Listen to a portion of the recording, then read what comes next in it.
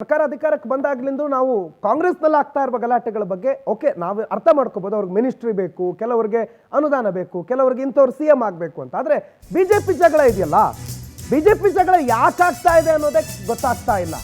ಒಂದ್ ಕಡೆ ನಾಯಕತ್ವ ವಿಚಾರದಲ್ಲಿ ಯಾವ ನಾಯಕತ್ವ, ರಾಜ್ಯಾಧ್ಯಕ್ಷ ನಾಯಕತ್ವ ಒಂದೇ ಇರೋದು. ಆದರೂ ಇವರ ಬಹಿರಂಗ ವಾಕ್ಸಮರಗಳು ಮುಗುದಿಲ್ಲ. ಹಿಂದಿನ ಕಥೆಗಳನ್ನು ಮಾತಾಡ್ತಾರೆ, ಮುಂದಿನ ಕಥೆಗಳನ್ನು ಮಾತಾಡ್ತಾರೆ. ಯತ್ನಾಳ ಉಚ್ಚಾಟನೆ ಮಾಡಿದ್ರು, ಆಯ್ತು ಯತ್ನಾಳ್ ಉಚ್ಚಾಟನೆ ಆದ್ಮೇಲೆ ಬಿಜೆಪಿ ಉಚ್ಚಾಟ ನಿಲ್ಲುತ್ತೆ ಅಂತ ಅನ್ಕೊಂಡ್ವಿ. ಇಲ್ಲ, ಅದು ನಿಂತಿಲ್ಲ. ವಿಜೇಂದ್ರ ಪರ ನಿಂತು ದಾವಣಗೆರೆ ನಾಯಕರು ಯತ್ನಾಳ್ ಆ್ಯಂಡ್ ಟೀಮ್ ಇದಾರಲ್ಲ, ಅವರ ಭಿನ್ನರು ಅಂತ ಕರೆಸ್ಕೊಳ್ಳೋ ಅವರ ವಿರುದ್ಧ ಸಾಟಿ ಬೀಸ್ತಾನೇ ಇದ್ದಾರೆ. ದಾವಣಗೆರೆ ಬಿಜೆಪಿ ನಾಯಕರ ಜೊತೆ ಪ್ರಹ್ಲಾದ್ ಜೋಶಿ ಇವತ್ತು ಸಭೆ ಕರೆದಿದ್ದಾರೆ. ಪ್ರಹ್ಲಾದ್ ಜೋಶಿ ಮಾತಾಡಿದ್ದಾರೆ, ರೇಣುಕಾಚಾರ್ಯ ಅವರು ಮಾತಾಡಿದ್ದಾರೆ. ಏನಾಯ್ತು ಇವತ್ತು ದಾವಣಗೆರೆಯ ಬಗ್ಗೆ ಚರ್ಚೆ ಕೇಳಿಸ್ಕೊಳ್ಳಿ. ಮೀಟಿಂಗು, ಆ ಮೀಟಿಂಗ್ ದಲ್ಲಿ ನಮ್ಮ ಸಂಘಟನಾತ್ಮಕ ವಿಷಯಗಳ ಬಗ್ಗೆ ಮತ್ತು ಯಾರಿಗೇನಾದರೂ ಕೆಲವರಿಗೆ ಸಮಸ್ಯೆಗಳಿತ್ತು ಅದನ್ನು ಕರೆದು ಅವರಿಗೆಲ್ಲರಿಗೂ ನಾವು ತಿಳುವಳಿಕೆ ಹೇಳುವ ಕೆಲಸವನ್ನ ಮಾಡಿದೆ. ಮೀಟಿಂಗು, ಆ ಮೀಟಿಂಗ್ ದಲ್ಲಿ ನಮ್ಮ ಸಂಘಟನಾತ್ಮಕ ವಿಷಯಗಳ ಬಗ್ಗೆ ಮತ್ತು ಯಾರಿಗೇನಾದರೂ ಕೆಲವರಿಗೆ ಸಮಸ್ಯೆಗಳಿತ್ತು ಅದನ್ನು ಕರೆದು ಅವರಿಗೆಲ್ಲರಿಗೂ ನಾವು ತಿಳುವಳಿಕೆ ಹೇಳುವ ಕೆಲಸವನ್ನ ಮಾಡಿದೆ. ಮೀಟಿಂಗು ನೋಡಿ, ಕೇಂದ್ರದ ಸಚಿವರಾದ ಪ್ರಹ್ಲಾದ್ ಜೋಶಿ ಅವರು, ಮಾಜಿ ಮುಖ್ಯಮಂತ್ರಿಗಳಂತ ಸದಾನಂದ ಗೌಡರು, ಹಿರಿಯರಂತ ಕಾರಜೋಳರು, ನಮ್ಮ ರಾಜ್ಯದ ಅಧ್ಯಕ್ಷರು ಮಧ್ಯದಲ್ಲಿ ಬಂದರು. ನಾಲ್ಕು ಗೋಡೆ ಮಧ್ಯೆ ಏನು ವಿಷಯಗಳನ್ನ ಹೇಳ್ಬೇಕು ಅದೆಲ್ಲ ಪ್ರಸ್ತಾಪ ಮಾಡಿದ್ವಿ. ಬಹಿರಂಗವಾಗಿ ಯಾವುದೂ ಹೇಳಲ್ಲ. ನಾಲ್ಕು ಗೋಡೆ ಮಧ್ಯೆ ನಾವುಗಳು ವಾಸ್ತವಾಂಶ ಏನು ಹೇಳ್ಬೇಕು ಎಲ್ಲವನ್ನೂ ಹೇಳಿದ್ವಿ. No comments.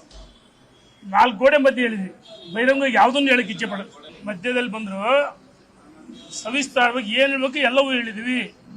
ಯಾವತ್ತಿಂದ ನೀವು ಪ್ರಶ್ನೆಗಳನ್ನ ಕೇಳ್ತಾನೆ ಇದ್ದೀರಿ. ನಮಗೆ ಏನಾಯ್ತು ನಿಮ್ಮ ಶುದ್ಧೀಕರಣ ಏನಾಯ್ತು? ಈಗಾಗಲೇ ಹಲವಾರು ಜನ ಅಶಿಸ್ತಿನವರನ್ನ ಈಗಾಗಲೇ ಪಕ್ಷದಿಂದ ಹೊರಗೆ ಹಾಕಿದ್ದಾರೆ. ಇನ್ನೊಂದಷ್ಟು ಜನ ಎಲ್ಲರನ್ನು ಹೊರಗೆ ಹಾಕಿದರೆ ಪಕ್ಷ ಉಳಿಬೇಕಲ್ಲ. ಆದ ಕಾರಣ ಇದ್ದವರನ್ನ ಸರಿ ಮಾಡುವಂಥ ಎರಡನೇ ಹಂತದ ಪ್ರಕ್ರಿಯೆಗಳು ಈಗ ಸ್ಟಾರ್ಟ್ ಆಗ್ತಾ ಇದ್ದಾವೆ.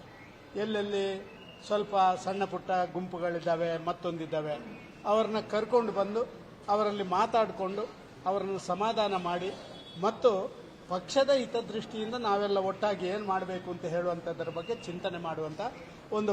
ಕೇಂದ್ರದ ಸಚಿವರು, ನಮ್ಮೆಲ್ಲರ ಹಿರಿಯರು, ಮಾರ್ಗದರ್ಶಕ ಇರ್ತಕ್ಕಂಥ ಪ್ರಹ್ಲಾದ್ ಜೋಶಿಜಿ ಅವರು ಏನು ನಮ್ಮ ಪಕ್ಷದ ಒಳಗೆ ಆಂತರಿಕವಾಗಿ ಕೆಲವು ಸಮಸ್ಯೆಗಳೇನಿತ್ತು, ಕೆಲವು ಜಿಲ್ಲೆಗಳಲ್ಲಿ ಕೆಲವು ಸಮಸ್ಯೆಗಳಿತ್ತು.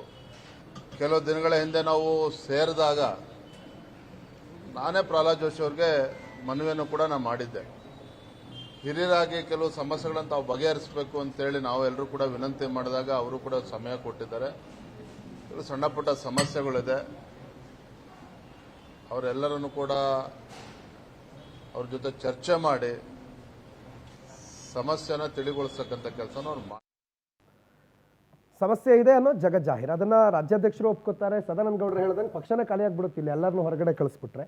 ಅದಕ್ಕೆ ಮೇಜರ್ ದೊಡ್ಡ ತಲೆನೋವನ್ನು ಹೊರಗಡೆ ಹಾಕ್ಬಿಟ್ಟಿದ್ದೀವಿ, ಸಣ್ಣ ತಲೆನೋವು ಮಾತ್ರೆ ತಿಂತಾ ಇದ್ದೀವಿ ಅಂತ ಸದಾನಂದ ಗೌಡರು ಹೇಳ್ತಾರೆ. ಜೋಶಿ ಅವರು ಅದೇನೋ ರಿಪೇರಿ ಮಾಡೋ ಕೆಲಸದಲ್ಲಿ ಬ್ಯುಸಿ ಆಗಿದ್ದಾರೆ. Prahlad Joshi, first of all Prahlad Joshi ಬಂದಿದ್ರು ಅಂತ ಹೇಳಿದ್ರೆ ಎಲ್ಲಿಂದ ಬಂದಿದ್ದಾರೆ ಅನ್ನೋದು matters. Yes, at least BJP high command decided to put full stop. ಈ ಒಂದು ಏನು ನಡೀತಾ ಇದೆ ಅಲ್ವಾ, ಈ ಎರಡೂವರೆ ವರ್ಷದಿಂದ ಅಥವಾ ಕಳೆದ 2 ವರ್ಷದಿಂದ ವಿಜೇಂದ್ರ ಅವರು ರಾಜ್ಯಾಧ್ಯಕ್ಷರಾದ ನಂತರ one day also people not allowed him to rest.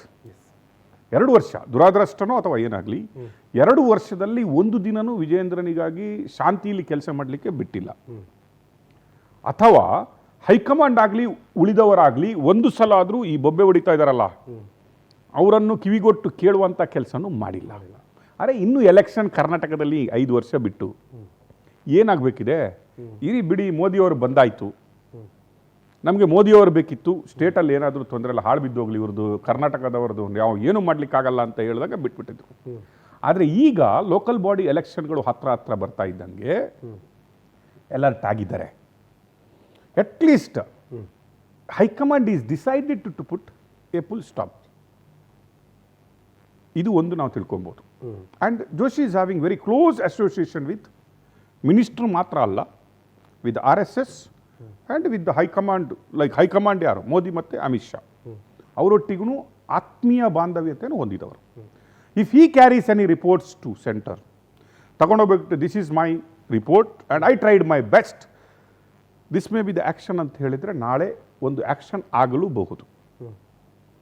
That is what ಈಗ ನೀವು ನೋಡಿದರೆ ಆ ರೀತಿ ಕಾಣುತ್ತಲ್ಲ, ಅದೇ ರೀತಿ ದಿಸ್ ಎಫರ್ಟ್ ಇದೆ ಅಲ್ವಾ, ದಿಸ್ ಈಸ್ ನೀಡೆಡ್. ನಾವು ಹೇಳ್ತಾ ಇದ್ವಲ್ಲ, ಈ ಎಫರ್ಟ್ ಬಿ ಜೆ ಪಿಯಲ್ಲಿ ಆಗಬೇಕಿತ್ತು ಅನ್ನೋದನ್ನು ನಾವು ಬಬ್ಬೆ ಹೊಡೆದು 2 ವರ್ಷದಲ್ಲಿ ಹೇಳಿ, ಏನಕ್ಕಪ್ಪ ಬಾಯಿ ಮುಚ್ಕೊಂಡು ಕಿವಿ ಮುಚ್ಕೊಂಡು ನಿಂತಿದ್ರಿ ಅಂತ ಯತ್ನಾಳ್ ಅವರು ಮಾತಾಡುವಾಗಲೂ ನೋಟಿಸ್ ಕೊಡುವಾಗಲೂ ನಾವು ಹೇಳ್ತಾ ಇದ್ವಿ, ಆಯ್ತಪ್ಪ ಯತ್ನಾಳ್ ಅವರು ಸರಿ ಇಲ್ಲ ಅಂದರೆ ಹೊರಗಡೆ ಹಾಕಿ, ಇಲ್ಲ ಅಂದರೆ ಅವರ ಮಾತಿಗೆ ಬೆಲೆ ಕೊಡಿ, ಎರಡನ್ನೂ ಮಾಡಬೇಡಿ. ಆಚೆ ಗಿಂಡುದು ನೀವೇ, ಈ ಕಡೆ ತೊಟ್ಲು ತೂಗುದು ನೀವೇ, ಅದನ್ನು ಮಾಡಬೇಡಿ, ಜನರನ್ನು ನೀವು ಕತ್ಲಲ್ಲಿ ಇಡಬೇಡಿ ಅಂತ ಹೇಳ್ತಾ ಇದ್ವಿ. ಫೈನಲಿ ಯಾವುದೋ ಹೇಳಿ ಲಾಸ್ಟಿಗೆ ಯತ್ನಾಳ್ ಅವರನ್ನು ಒಂದು ಸಸ್ಪೆನ್ಷನಲ್ಲಿ ಹಾಕಿದ್ರು, ಹೊರಗಡೆ ಹಾಕಿದ್ರು.